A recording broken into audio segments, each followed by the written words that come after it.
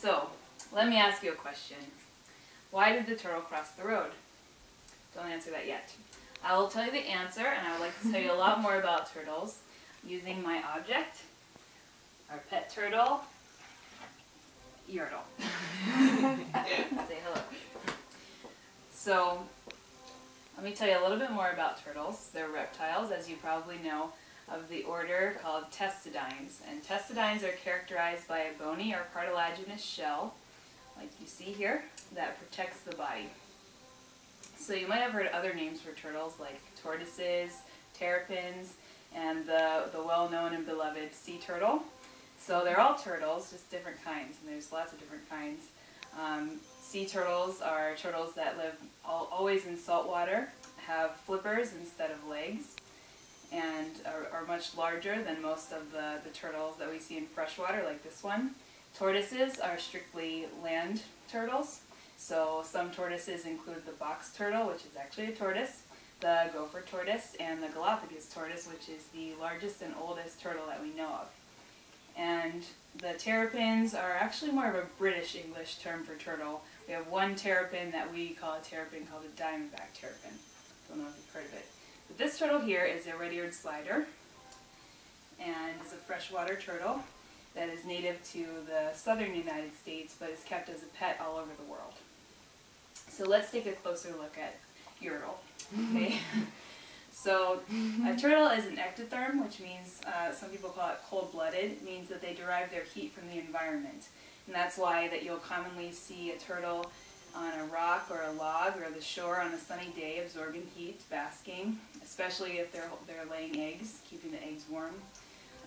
They also have many different styles of eating. Some turtles are strictly carnivores, some are herbivores, and this one is an omnivore. So he'll eat pretty much everything. And if we look at the mouth of this turtle, you'll notice that it's very risky to look closely, but you might notice that the turtle doesn't have any teeth. Turtles have, instead of teeth, a sharp beak, very much like a bird's beak, which isn't that surprising since we know that birds have evolved from reptiles. And then going back to the shell, if I would threaten this turtle in any way, it would pull all its...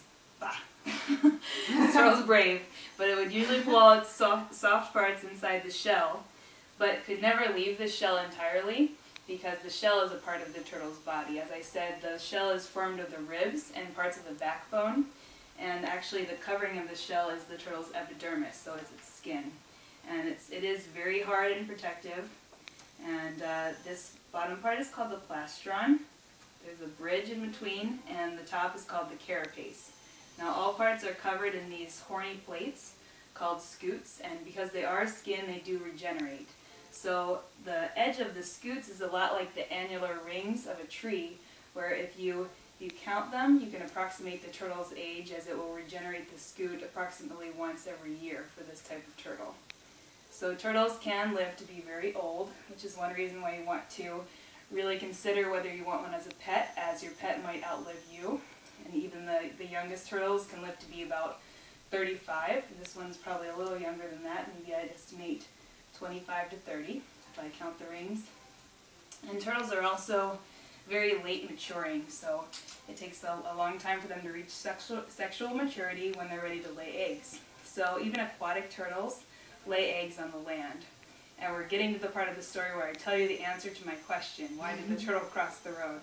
Well, I did a research project because of a road that PennDOT, which is the Pennsylvania Department of Transportation, put in as a bypass around the town.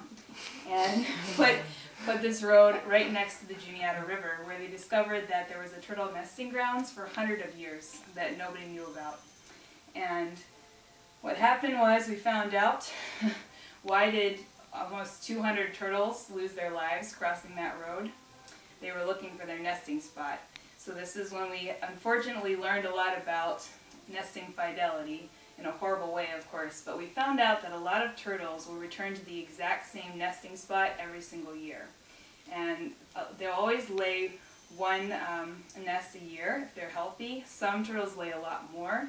So when they come out of the water, if a road is in the way, they're going to cross that road. So unfortunately we couldn't prevent that situation in that case, but instead we erected a 3-mile long fence to keep the turtles off of the road. and we built them a new nesting grounds.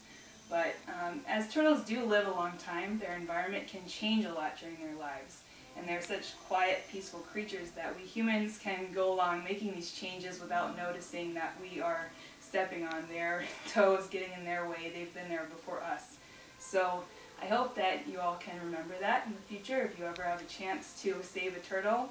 If you see a turtle crossing the road, what should you do? Help it to the other side, get it out of harm's way, but never delay it, because that turtle probably has a clutch of eggs that it wants to deposit. So its business should be getting on its way for. So I hope that you enjoyed my turtle talk. Thank you for listening.